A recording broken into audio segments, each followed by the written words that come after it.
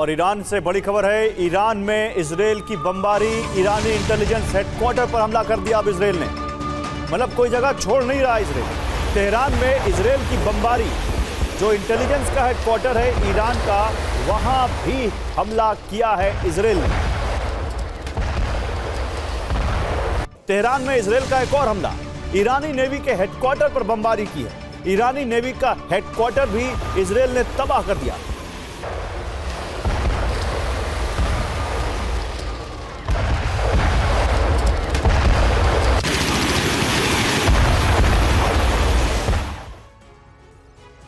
तो ईरान के खिलाफ इजराइल का बारूदी मिशन लगातार जारी है। हैरानी की बात यह कि इस बार इजराइल की तरफ और भी बड़े हमले किए गए। न सिर्फ न्यूक्लियर फैसिलिटी और रिसर्च सेंटर को दहलाने की कोशिश की गई है, बल्कि कई ऑयल और गैस के ठिकाने भी इजरायली हवाई लड़ाकों ने जलाने की कोशिश की है, जिसमें काफी हद तक उन्हें सफलता भी मिली है।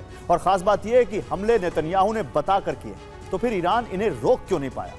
आइए आपको इस रिपोर्ट में दिखाते हैं।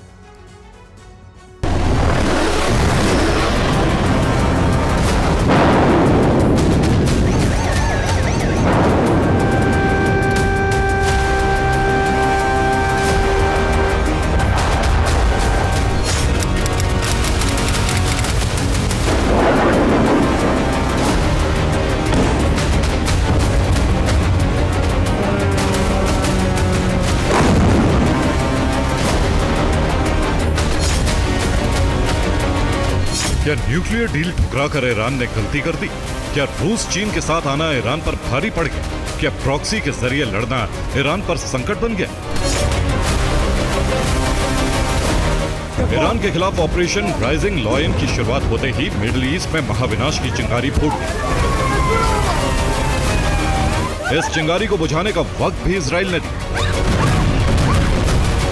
लेकिन जैसे ही ईरान ने पलटवार किया, वैसे ही वक्त पूरी तरह बदल गया।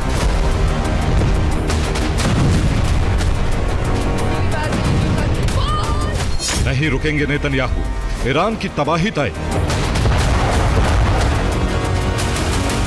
इजराइल पर गिरे ईरानी बारूद के बाद इजराइल ने अपने मंसूबे पूरी तरह से साफ कर दिए कि अब यह युद्ध ईरान से खामनेई प्रशासन की विदाई के बाद रुकेगा।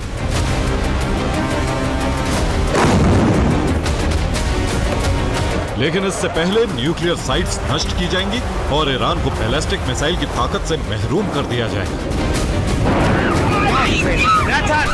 इसीलिए इजराइल ने जो हमले किए वो निर्धारित लक्ष्यों पर सटीक हुए। ईरान के रक्षा मंत्रालय पर बारूद गिरा, ईरान का परमाणु मुख्यालय भी दहल गया। जहां न्यूक्लियर एनरिचमेंट के लिए रिसर्च हो रही थी, उसे भी धमाके में दहला दिया गया। इस्फहान परमाणु फैसिलिटी को नष्ट करने की कोशिश हुई। कोहक परमाणु रिसर्च सेंटर को दहला दिया गया। ईरान के अंडरग्राउंड वेपन डिपो तक इजरायली बारूद गिरा और ऑयल संयंत्र समेत गैस और ऑयल की लाइंस को भी इजराइल ने दहला दिया।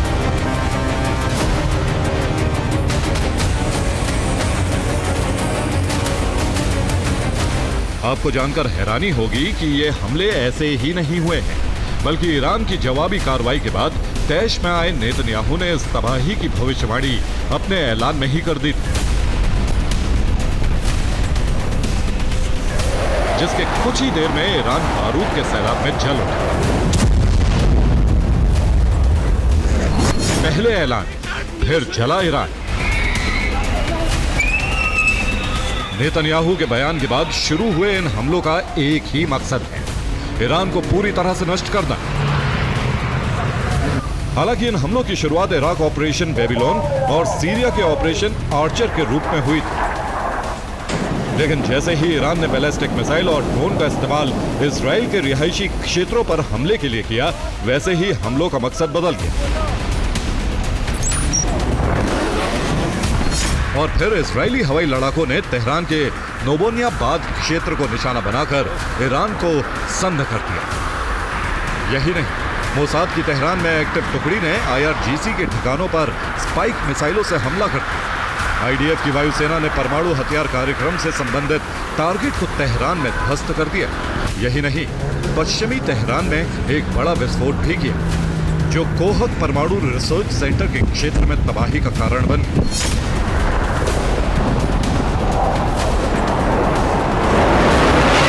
और ये हमले सिर्फ यहीं तक सीमित नहीं रहे। बल्कि इजराइल ने ईरान के उन शहरों को भी बारूदी ज्वाला में भस्म करने की कोशिश की जहां ईरान का सैन्य ठिकाना है, या फिर वहां से इजराइल के खिलाफ ऑपरेशन ट्रू प्रॉमिस 3 के तहत हमले किए जा रहे थे।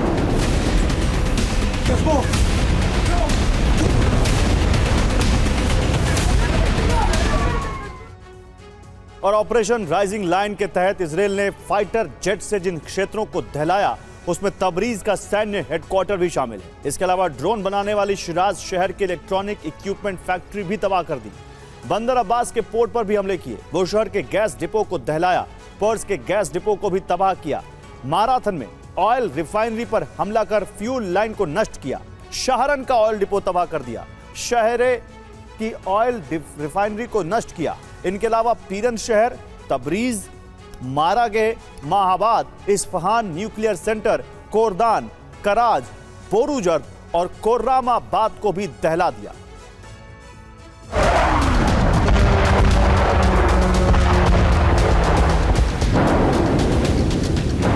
ईरान के शहर दहल रहे हैं, लेकिन अच्छी बात यह है कि इजरायली फोर्स मोसाद के इनपुट के आधार पर अभी सिर्फ उन्हीं ठिकानों पर हमले कर रही है जहां कोई सैन्य ठिकाना, एनर्जी सेंटर, मिसाइल साइलो या न्यूक्लियर फैसिलिटी से संबंधित क्षेत्र हो।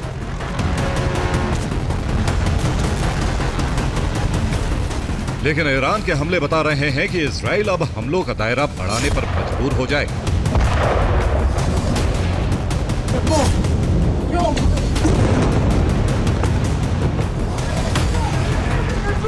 क्योंकि इजरायली सेना का दावा है कि ईरान के पास अब भी घातक क्षमता है, ऐसी क्षमता जो इजराइल को नुकसान पहुंचा सकती है। इसीलिए इजराइल हर परिस्थिति से निपटने के लिए तैयार है।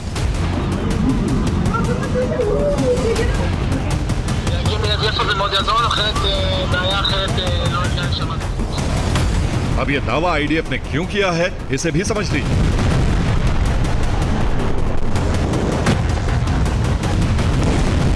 दरअसल इजराइल की तरफ से 14 और 15 जून की दरमियानी रात जो हमले हुए हैं वो रक्षा मंत्रालय, परमाणु मुख्यालय, परमाणु प्रयोगशाला समेत ऑयल और गैस फैसिलिटी पर हुए हैं, जिन्हें आंशिक नुकसान पहुंचा है और ईरान इनका दोबारा इस्तेमाल कर सकता है, जिसके संकेत आईएईए ने भी दिए हैं।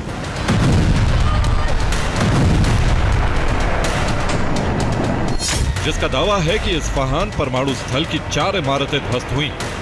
इन इमारतों में यूरेनियम कन्वर्जन और फ्यूल प्लेट फैब्रिकेशन प्लांट शामिल।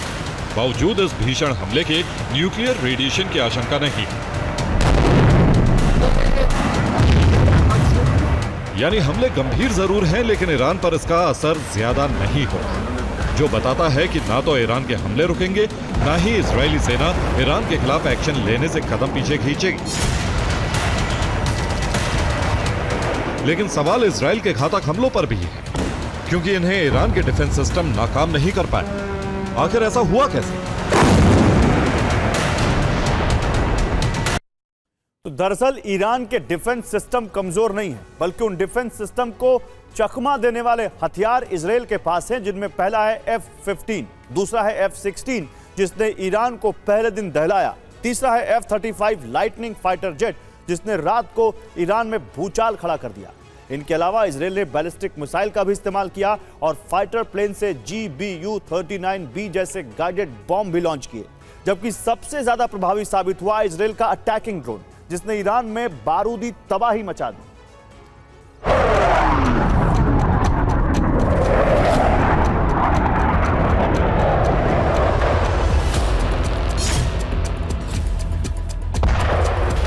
तीसरे दौर में ईरान के खिलाफ हमले के लिए इजराइल ने मिसाइल और ड्रोन का कम, फाइटर प्लेन का ज्यादा इस्तेमाल किया है। और इनमें भी सबसे ज्यादा सक्रिय रहा F-35।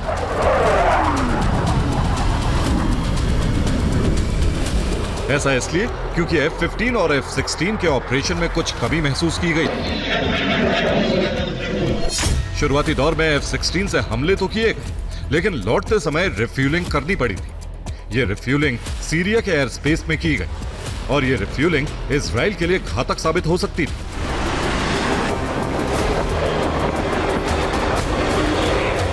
इसलिए इजराइल ने F-35 का इस्तेमाल किया।